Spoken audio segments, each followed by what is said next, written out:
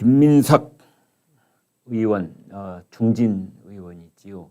그리고 자기 당대표 출마, 뭐 그 공식적으로 밝히고 있다 이렇게 볼 수가 있겠는데, 김민석 의원이 오늘 아침 불과 몇 시간 전에 이런 얘기를 했습니다. 그러니까 지금 더불어민주당에서 가장 뜨거운 화두가 이재명 의원이 당대표에 출마를 할 것인가, 언제쯤 출마 선언을 할 것인가, 그러면은 당에는 어떤 영향이 있을 것인가, 기타 등등 기타 등등. 그래서 이제 이런 사람들이 방송에 나오면은 진행자가 꼭 빼놓지 않고 질문하는 것 중에 하나가 이재명 의원의 당대표 출마에 대해서 어떻게 생각하느냐, 이제 이겁니다.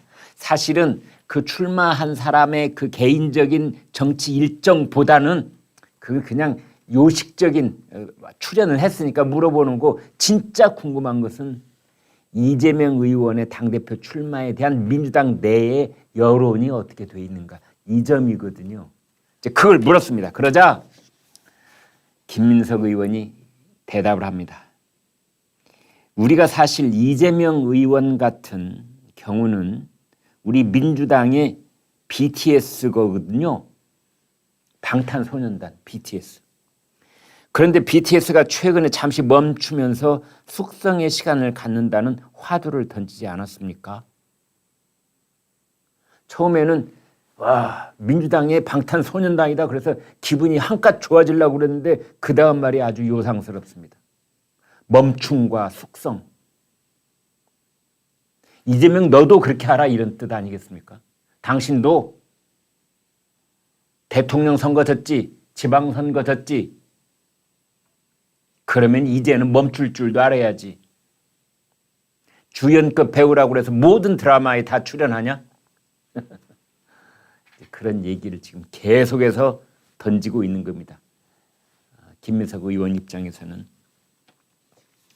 그런데 사실 팬들 입장에서 보면 굉장히 아쉽고 섭섭한 건데, 곰곰이 생각해 보면 굉장히 위대한 결단인 거죠. 그래서 출마 여부를 떠나서 그런 잠시 멈춤과 숙성의 시간은 사실은 본인과 전체에게 더 도움이 될 것입니다. 그래서 더 크게 도움이 될 것이라는 그런 개인적인 느낌은 있는데요. 말을 그냥 이리 돌리고 저리 돌리고,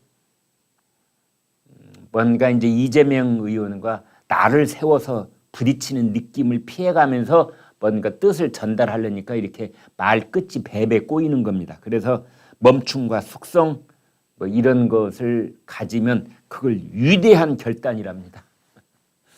방탄소년단도 위대한 결단을 했으니 이재명 당신도 한번 해봐라. 당대표 출마하지 마라. 내가 나갈 터이니 이번에 나한테 양보 한번 하시지. 총선을 치르는 데 있어서 이재명 당신보다 김민석 내가 훨씬 잘할 수 있을 거야. 이런 뜻입니다. 그런데 잠시 뒤에 또 말씀을 드리겠습니다만 민주당의 전체적인 여론은 그렇지 않습니다. 이재명 나온다. 제가 어제도 이 방송에서 말씀드렸습니다만 비탈길을 굴러 내려가는 마차입니다. 그래서 어떤 브레이크도 소용이 없습니다. 일단 그 마차는 비탈길을 다 내려가야 끝장이 납니다.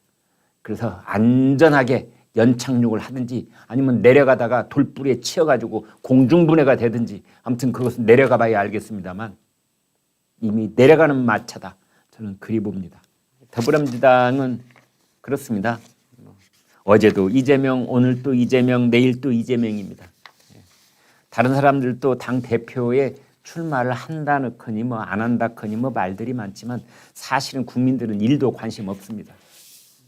오로지 이재명입니다. 이재명 나오는 겨 안 나오는 겨. 아마 여러분들도 이제 가까운 친구분들이나 친지들하고 뭐 이런 얘기가 이제 화제가 되면은 아마 그렇게 보실 겁니다. 이재명 출마 몇 %쯤 봐? 한 90%. 아니 100%. 출마 안 하면 이재명이 아니야. 내 손에 이거 지져. 뭐 이렇게. 그래서 지금 이제 홍영표 의원, 어제까지만 해도 처음에는 홍영표 의원도 좀 왔다리 갔다리 하고 있는데요. 처음에는 이재명 당신 나오지 마. 그럼 나도 안 나갈게 하다가 이제 이재명 의원이 뭐 개딸들 만나서 심야에 2시간 동안 소통하지요. 또 계양산에 등반도 하지요. 그다음에 또 이 원로들하고 또 점심밥도 먹지요. 그다음에 하루에 3-4명의 의원들하고 또 방에서 만나고 전화통화도 하고 이렇게 외연을 계속해서 확장하고 있지 않습니까? 그 홍영표 의원이 봤을 때는 이재명 의원이 당대표 출마가 거의 확실한 것 같군. 그렇다면 나도 나갈 테야 했다가 최종적으로는 아니야, 나는 안 나갈래. 이렇게 이제 정리가 됐습니다. 저는 이번 전당대회에 출마하지 않기로 했습니다. 참으로 어려운 결정이었습니다. 출마하지 않는 것이 참으로 어려운 결정이었답니다. 당이 다시 일어설 수 있도록 단결과 혁신의 선두에서 모든 것을 던지고 싶었습니다. 그러나 지금은 저를 내려놓는 것이 최선이라는 판단에 이르렀습니다.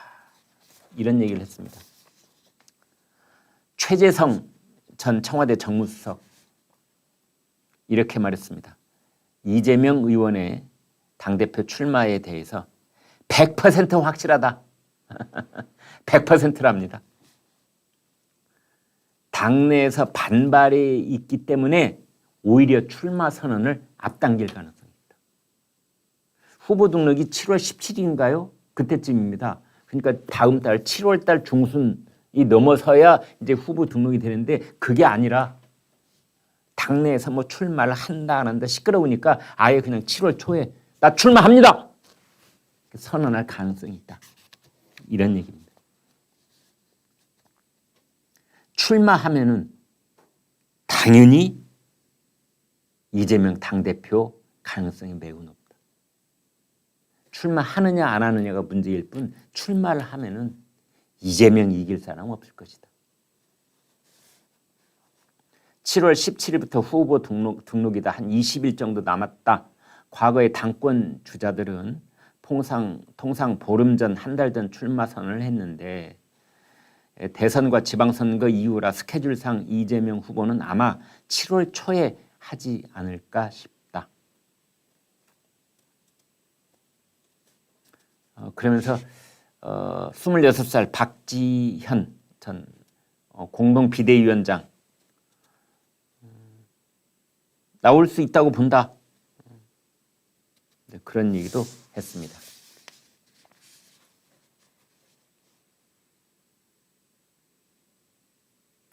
여기에서 노잼 전대라는 말이 나옵니다. 노잼 전대. 오늘 새로운 말 하나 여러분과 함께 공유하면서 얘기를 해보겠습니다. 아니다, 없다 이런 뜻이죠.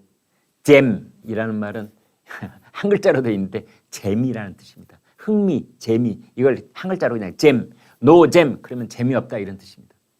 노잼 전대, 전대는 전당대회라는 것이죠. 왜 노잼 전대냐? 이재명이 출마 선언을 하는 순간 결과는 뭐 안 봐도 비디오지 뭐. 이재명 당대표 되는 거지 뭐. 누가 맞설 수 있겠어?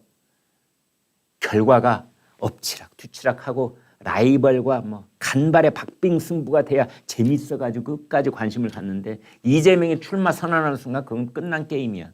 그래서 재미 한 개도 없어. 노잼 전대. 라고 이제 한다는 거죠. 또 하나는 잼이라는 말이 이재명이 약자랍니다. 노잼. 제명을 빨리 말하면 잼이 되나요? 이재명이 안 나오는 전당대회를 기대한다. 이런 뜻입니다. 그러니까 이쪽도 노잼 전대, 이쪽도 노잼 전대인데 하나는 이재명이 출마를 하지 않는, 이재명이 없는 노 이재명 전당대회가 열리느냐 아니면 이재명이 7월 초에 출마 선언을 해가지고 재미 1도 없는 보나마나 그냥 이재명 당대표 시대가 열릴 것으로 보이는 그것이냐. 이래서 노잼 전대. 근데 지금 더불어민주당에서는 이재명 의원이 당대표에 출마를 해서 당대표가 되면은 당이 딱 쪼개질 것이다. 어제도 말씀드렸죠. 분당에 살고 있는 이재명이 당대표가 되면은 민주당이 분당이 된다. 말장난입니다.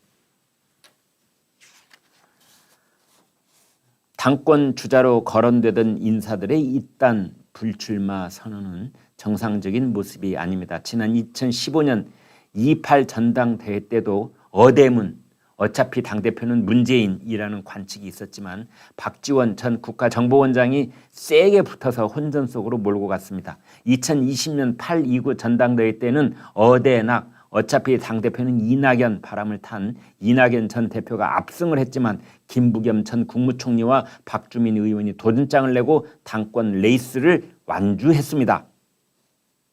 그러나 지금 상황에서 당권 도전에 대한 반대 여론이 가장 거센 이재명 의원이지만 홀로 당권 레이스에 뛰어들면 혼자 뛰는 파행적 상황이 나올 수도 있다. 이겁니다. 7월 초에 7월 1일이 금요일입니다. 7월 2일이 토요일, 7월 3일이 일요일, 7월 4일이 월요일. 아무튼 요 어간은 언제 이재명이 나 당대표 나가겠습니다. 6.2에 찬 민주당을 구하러 나가겠습니다. 이렇게 딱 하는 순간 그거는 단독 레이스가 될 것이다. 아무도 당대표 출마 선언을 안 할 것이다. 이재명 혼자 뛰어 끝까지. 단독 레이스. 그러면 그 당이 스크럼을 짜고 단일 대우로 이재명을 중심으로 똘똘 뭉치는 그런 단독 레이스냐, 그것이 아니고 이재명에 반대하는 쪽의 정치 세력들은 딴살림 차리기 위한 절차를 시작할 것이다. 이른바 분당입니다. 당이 둘로 쪼개지는. 왜냐하면은 이재명 의원이 당대표가 되면은 친명계, 이재명 사람들 이번 이제 8월 28일 날 새로 출범을 하는 당대표는 2024년에 공천권을 갖고 있습니다.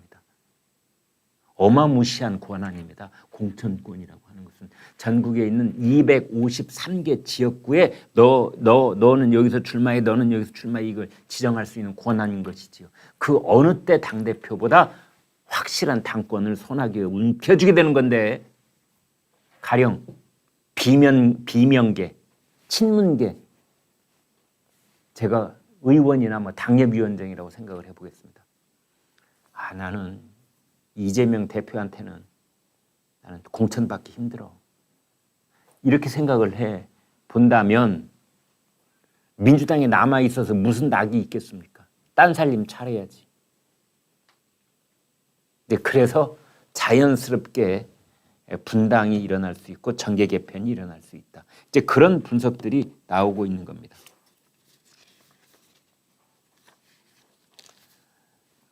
그래서 뭐 집단 지도 체제다, 뭐 단일 지도 체제다 이런 말이 있는데요.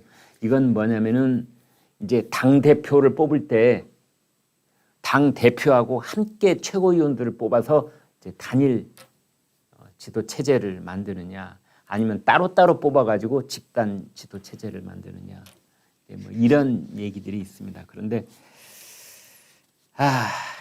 이 단일 지도 체제가 되면은, 그러니까 그 이재명 원탑, 당대표 원탑, 그리고 뭐 최고위원들은 들러리처럼 거기 함께 서 있으면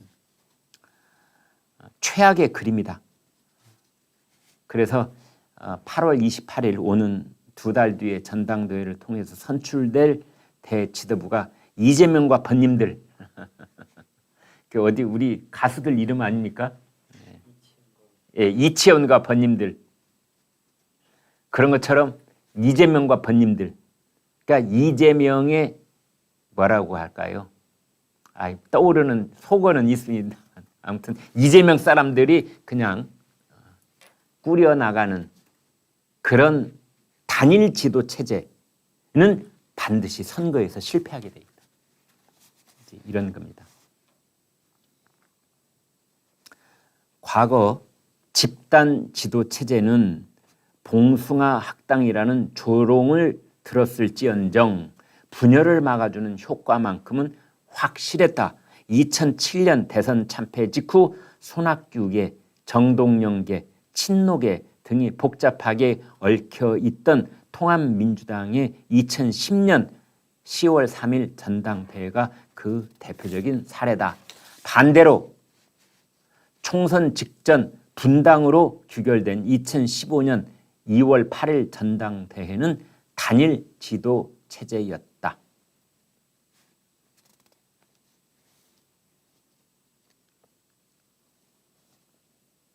그래서 이제 민주당 사정이 아주 밝은 사람들은 이런 얘기를 하고 있는 겁니다. 이재명 의원 외에 당권 주자들이 일단 불출마를 선언하고 있고 당 대표에게 차기 총선에 공천권이 걸려있는 상황에서 단일 지도 체제는 분당, 당이 쪼개지는 그 가능성을 증폭시키는 촉매 역할을 할 수 있을 것이다. 전당대회 준비위원회에서 차기 지도 체제를 섣부르게 확정 발표하는 것은 금물일 것이다. 보다 신중한 논의가 필요할 것이다. 그런 얘기가 나와 있습니다. 여러분은 어떻게 보십니까?